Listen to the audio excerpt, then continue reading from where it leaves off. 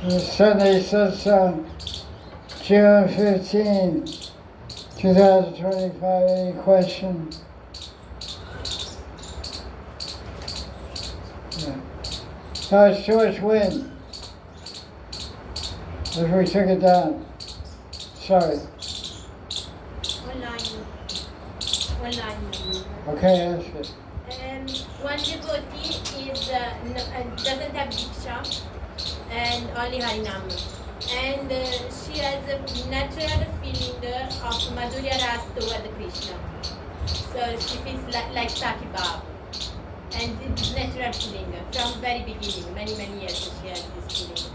And she says that when she reads that Radha and Krishna are together, she feels complete bliss. And but when she reads that Krishna kisses or embraces like Lalita, Vishaka or Tersakis, she feels jealous. What's the question? And so the question is, why she is asking why do I have this feeling and what is this? I can, because I should be happy when Krishna embraces Lalita or like this, but I feel jealous. And so, what is this feeling?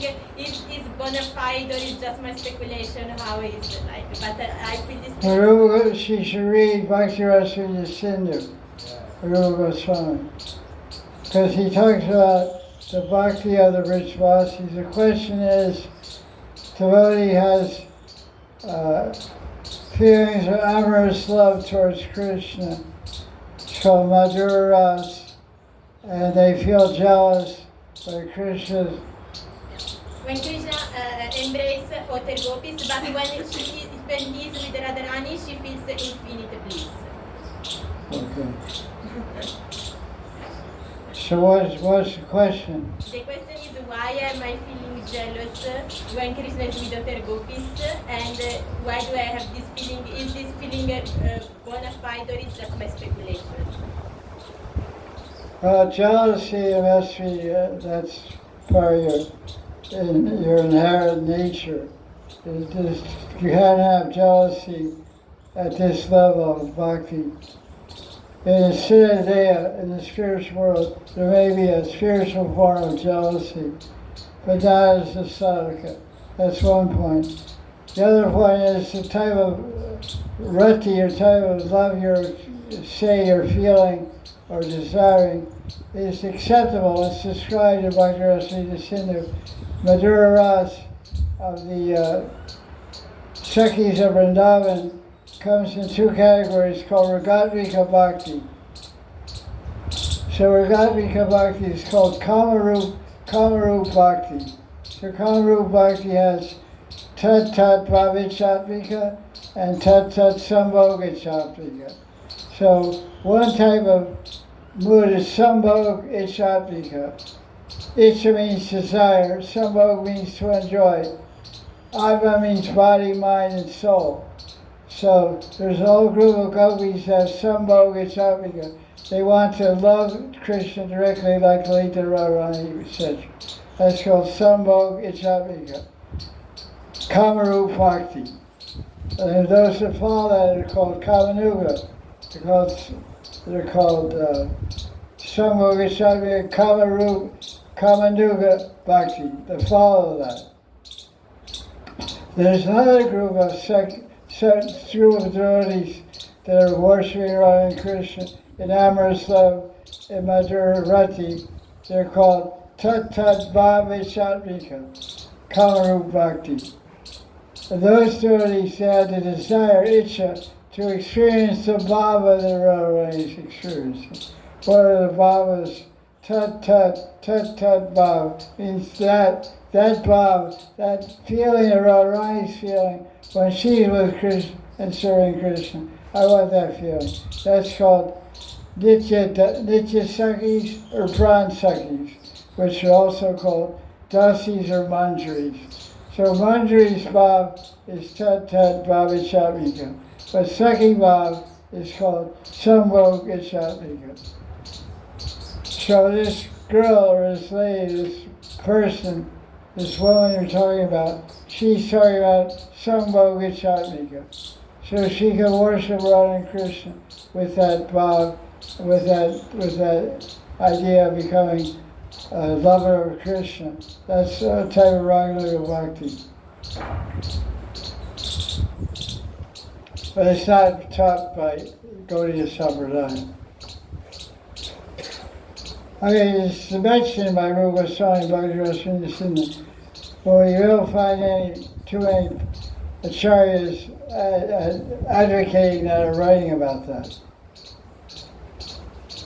Because Lord Chaitanya came and preached Manjari Bhav. Gauri Bhav is a Manjari.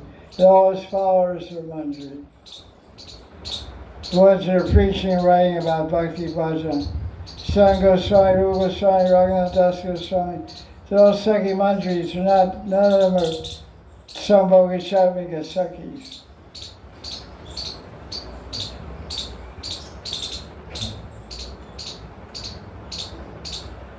Any other questions?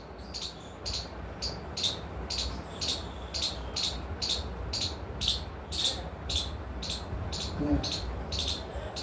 Usually in our experiences with devotees, we see that sometimes devotees practice nicely and then they go down, and sometimes they even go to Advaitan philosophy or Buddhism. Or if Krishna is so attractive and holy name is so attractive, and even in Bhakti Rasamrita Sindhu,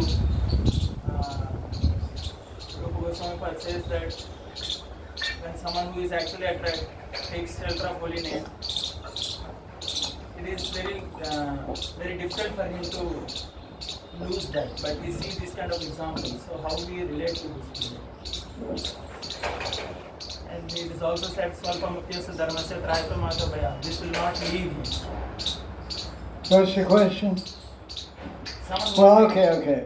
You say someone's practicing Bhakti Bhajan, taking to Advaitam or Buddhism. and then they somehow get derailed or distracted or bewildered, and they give up Bhakti and take up Vipassana Yoga, Goenka Buddhist Vipassana Yoga, or Advaitin philosophy. So why is this? And what's the situation with these people? When one gives up bhakti, there's only one cause for it. Well, there's two causes. Attachment to material enjoyment or a vaisha aparad. What's that verse from Gita? Bhogaishraya prasaktanam taya parta chetasam. Yeah, so Bhogaishraya. Someone who wants Bhoga is, so they're doing bhakti, but somehow their samskaras fructify, their material vasanas take charge of them. They want to become just sense enjoyers. There's two ways people leave bhakti: for sense enjoyment or for Advaitin philosophy or Buddhism. One is caused by samskaras and vasana, that's material deviation, and becoming a Advaitin and Buddhist is caused by Vaishnava. Because you offend devotees, then that accelerates to become offender to God. Because God and devotees are one entity. You can't separate. Devotees are always in the heart of Bhagavan, and Bhagavan is always in the heart of the devotee. Sadhana Riyatvam. Sadhana Riyamaya, Sadhana Riyatvam. I'm in their heart, they're in my heart. It's ninth canto Bhagavatam. So when you offend devotees, then you get ideas of Advaitin Buddhist philosophy, but impersonal philosophy. And then because you make offense to persons, you're making offense to persons, devotees, then you become impersonal, then you make offense to the Supreme Person, Bhagavan. It's not a good idea. Most devotees become sense enjoyers. Most devotees have a lot of samskaras for bhoga. So when they leave Krishna Bhakti, stop practicing bhakti, they go right back to the old ways of bhoga.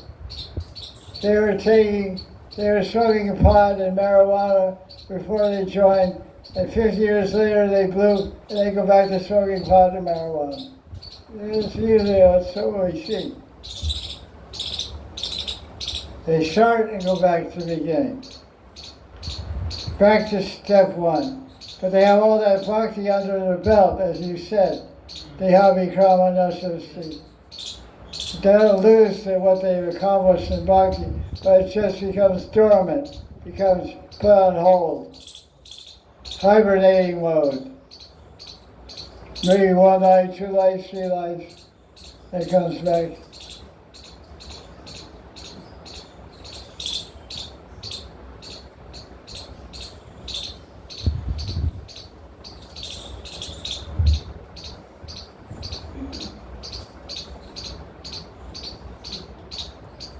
One my friend asked, practicing bhakti many years, but there is no any taste to holy name. Like No way. my friend Taste. yeah, there is no any taste. So she tried this way, this retreat, that retreat. Only in particular time, and in the morning there is some like taste, but mostly there is no attraction to holy name. So she was praying, she was doing this, that, but like she was living here in Vrindavan many years. She has devotees, worship very nicely, do all this service, great service. She's doing a nice service, like even like name connected with service, but there is no attraction. Question is, devotee was doing nice service, initiated devotee, worshipping Thakurji, and even living in Vrindavan many years. Now they went to the West and they're living their life and they feel they're still doing bhakti, but they only in the morning time they feel a little taste, but mostly all the taste and attraction has disappeared. What should they do? It's not dissipated, it never was. She never had it. She said, I tried many years to live here, but I never had it. She tried many years, but she never got a taste. There's 2 things here. One thing is she never received Bhakti Lata Bija, which is a little painful, but that could be a very important consideration. She didn't receive the seed of Bhakti from Guru. The second thing is there's some fault in her practice of Bhakti. Because Bhakti has natural stages which manifest as one progresses. What becomes steady is called Nishtha, and great confidence and great faith. And after steadiness comes Ruchi. One gets a taste from everything about Bhakti. Chanting, reading, associating, kirtan, parikama, everything about Bhakti gives some taste, some mental satisfaction, some happiness in the heart. It's called Ruchi. If it's practiced right. I'm sorry to say, but in many cases, there's one other reason. Sometimes devotees are being punished for aparats in last life. Jiva Goswami says this in Sandarbhas. One has a proper guru, is taking proper diksha, and they're properly following sadhana bhakti. Shravana Kirtana Vishwasrana, but they're not making it, they're not getting anywhere. Their wheels are spinning, but they're not going anywhere. Because of offenses from last life. They don't even know what they are. So in that case, one has to become very, very repentive, and feel intense repentance, and has no other recourse but to pray to Krishna. Intensely pray to Krishna. Krishna, please, you're all attractive. Everyone in the universe is attracted to you. Please bless me with a drop of attraction. Please bless me with some attachment. Please help me overcome whatever offenses Please help me overcome whatever offenses, consciously or unconsciously, I made, which are preventing me from being attracted and having a taste in bhakti. It's a time for reflection, repentance, and prayer. And also we can think whether or not my guru is proper guru. Did I really get the seed of bhakti from my guru? Was my guru following the principles when he gave me diksha? Maybe he was before, and then when my time I got diksha, he wasn't, or whatever. Many things can be there. So that's why there's provision in Mahabharata and also in Bhakti Sandarbha and other Shastra. It talks about taking another guru, taking diksha again. So one has to examine the whole beginning of bhakti, which is Guru Padashraya. Did I take shelter of the proper guru? Maybe not. So we're examining two things here. The cause of bhakti is bhakti, from Guru or Krishna. So what is the cause of my lack of taste? It's me or Guru or Krishna. Is it me? Am I doing something wrong? Is Guru doing something wrong? Is Krishna doing something wrong?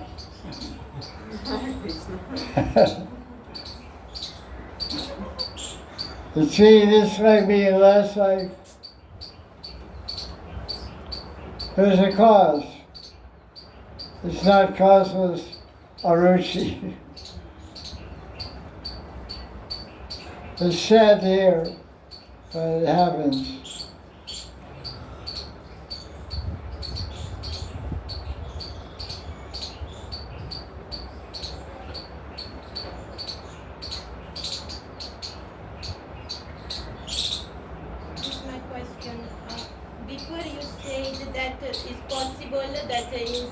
Between Sakis, there is some kind of feeling of jealousy, but I don't understand because I maybe I'm wrong, but I was always thinking that Lalita is happy when Krishna is with Vishaka or like that. Jealousy is only between a group of Radharani and. What's your question? So jealousy exists in the spiritual world. How is it's called man. You ever heard of Madan? No, yes, but I'm speaking about between Sakis. How is this working? What Saki? Like Paksha Saki, the Swapaksha, Vipaksha, to test so 5 categories of Saki. So in my own party there's no jealousy. Yes. But Vipaksha Saki, Vipaksha means against my group. Yes, so only between different groups, not in the same group doesn't. That's obvious. Okay. You didn't know that? And so like. Adopt. Like because so the point is that my friend. You don't know the point. That's the problem. That she was asking, like, she is feeling happy when the Radha Krishna are together, but not when Krishna is with the Sakis. So this is Rasabas. Because just tell her to forget all this stuff. Forget, yes. Just practice Samogachamika Kamanuga Bhakti. Yes. Okay. Become a Saki of Krishna. Yes.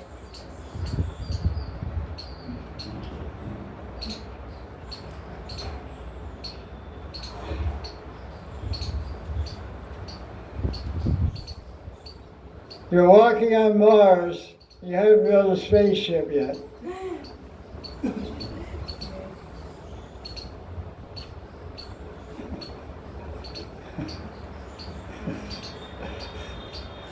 This girl you're talking about, she's walking on Mars, but she hasn't made a spaceship.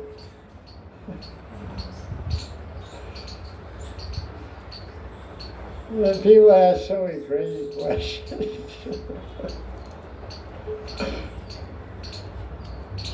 Okay, thank you. Now everything is clear. I don't think she's very clear, but anyway, good luck.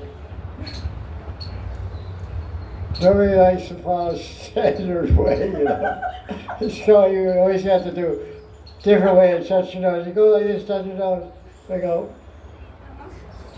You always come a new way to touch your nose.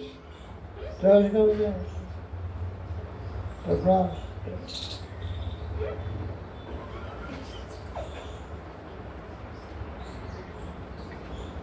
Simple standard way, you know. This is the way he did. Rupa Goswami did like this. Raghunath did like this. Vishnu did like this. Narottam Das Thakur. My Gurudev. Okay, I follow. Swami Vartha. Anugata. Saki Anugata. Guru Anuga. Follow behind. It's always kind of like this, like that.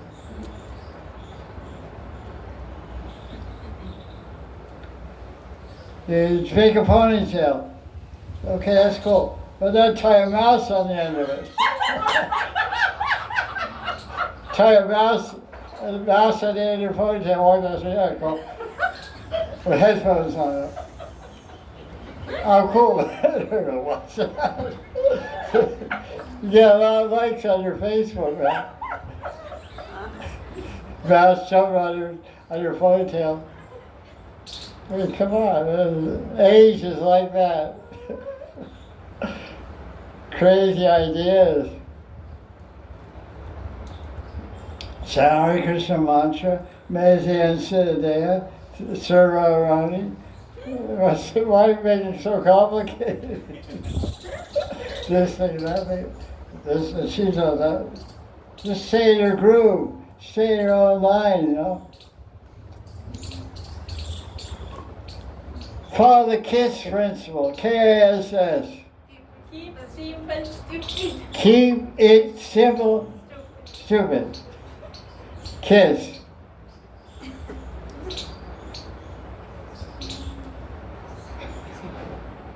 Question. Yes. Same. No, thank you. No, but different. I'm on vacation. No, different topic. Shop's closed. Different topic. I'm out of town. She's asking difference.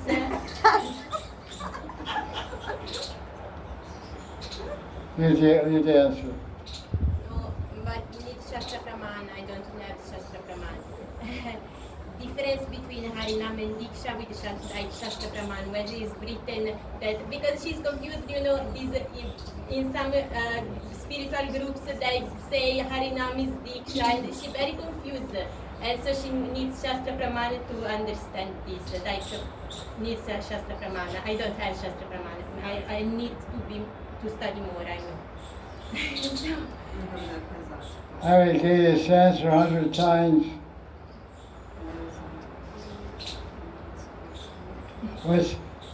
Okay, here we go again. 101. The question is about what is Diksha?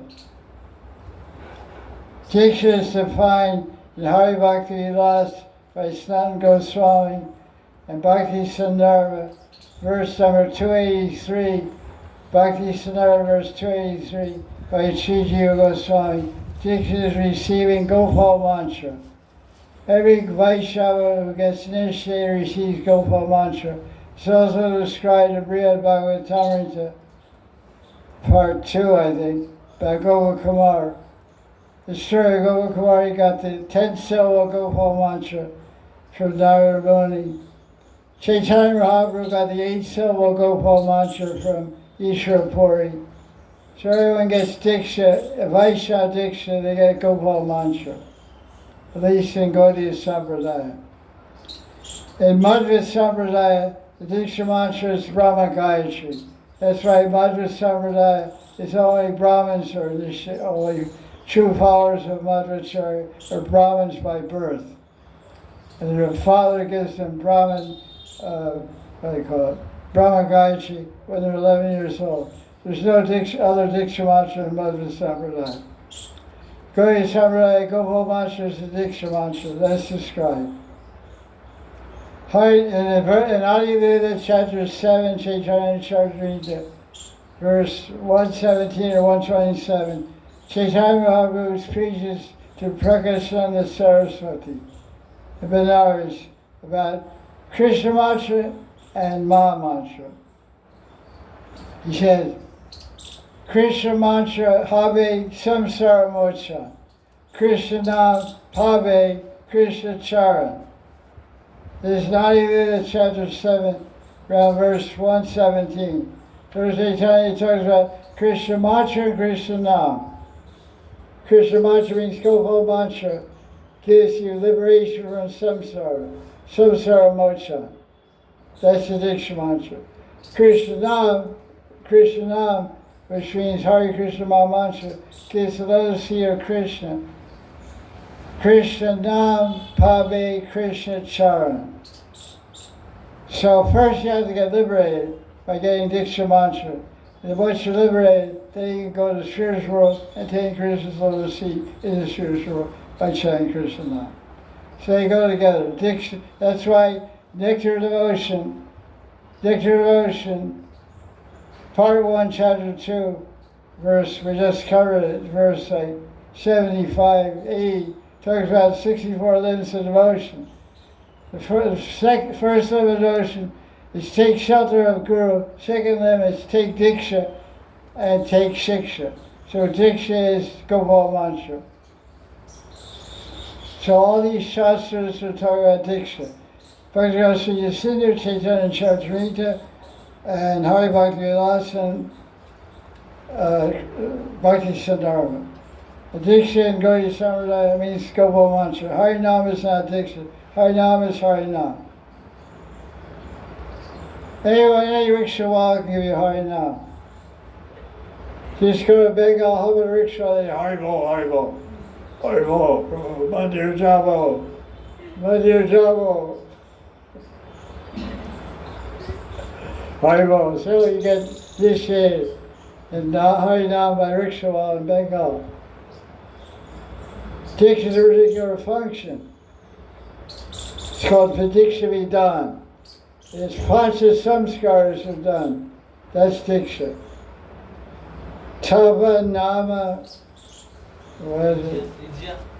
Ijya, Mantra, China, what is it called? Tapa, Bhaksha Vaisnava, neck beads, doing puja, doing God study, you worship the pot, the yajna pot, murti pot. They worship the Guru also, over Mala, over Chandan. Remember? It's called Ijya, Tapa, Ijya, Pundra, Urdhva Pundra, Nam and Mantra. Nam means you get the name Das or Dasi. Mantra means you get Gopal mantra. This is called Diksha. So the guru who gives Harinam, what is like? Is like Siksha Guru or how? What is the relation? He's a nice guy. Nice guy, okay. So no relationship, like it doesn't have to follow. It's not no relationship. It's not that you're going too far ahead. Usually the Guru gives you Nam, gives you Diksha also.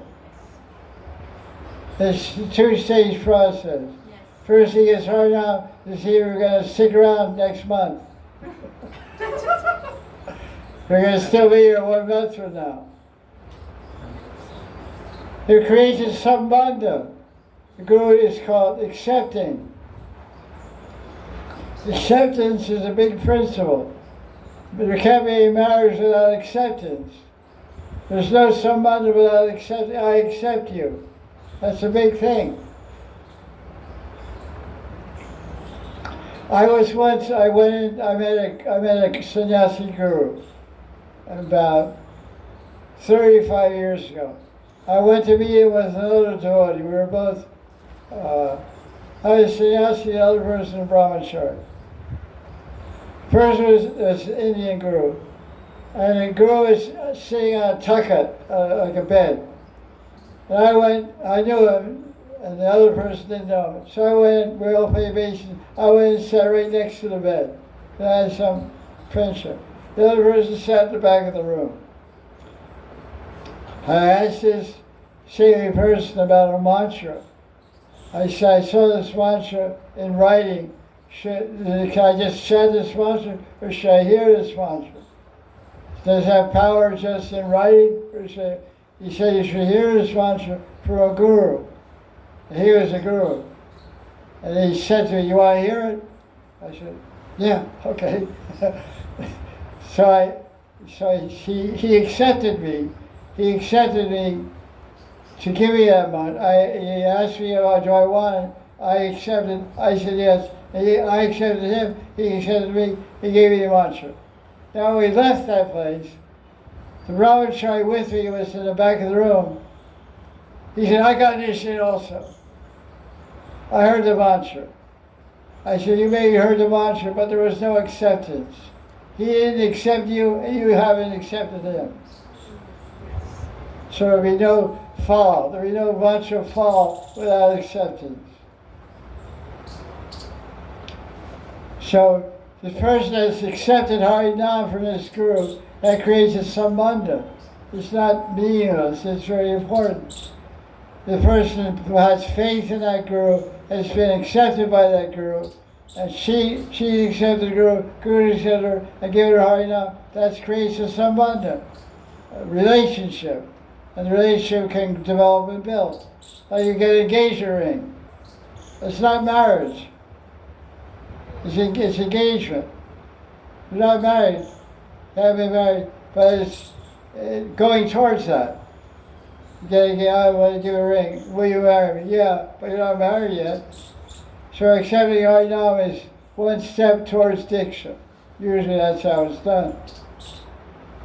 And so, like, if this guru who gave Harinam, there is no, she understood that is not her guru. I mean, she's looking for something different.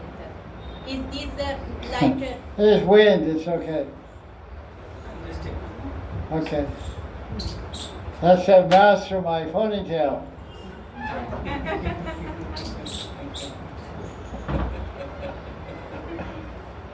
What? Is it like she has accepted Harinam, but she What's the question? that is like she has to reject, or if she wants to take Diksha from another guru, how is First of all, she doesn't have Diksha. she doesn't want Diksha from the same guru. Okay. She took Harinam. So, carry on. But it's not like a parade. Why? Is her question like No. no?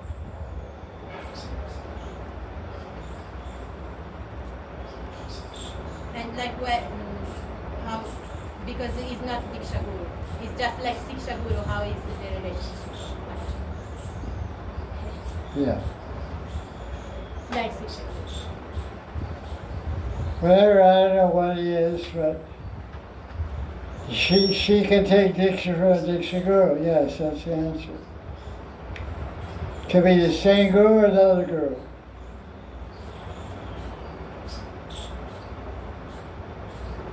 And where is Shastra Praman? Because I say that we are the same, but I don't have Shastra Praman. That is Diksha. I already defined Diksha. Yes. She doesn't have Diksha. No. So there's no more Praman to give. Okay. You're a little thick sometimes. Okay.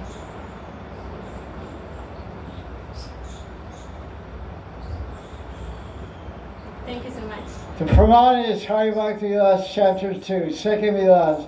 It says, if human life without Diksha becomes Pashu Yoni Janam. If a human being doesn't take Diksha from a guru, he or she takes birth in the womb of an animal. Pashu Yoni Janam. That's what it says. Pashu means animal. So that's for the Puranas describing the necessity for human beings to take Diksha. Yes. So tell her she can become an animal. Hari Bhakti Vilas chapter 2. Tell her what she want to become, a tiger? Lion? Thank you so much, Gurudev. Okay, right. Anything else? Any other question?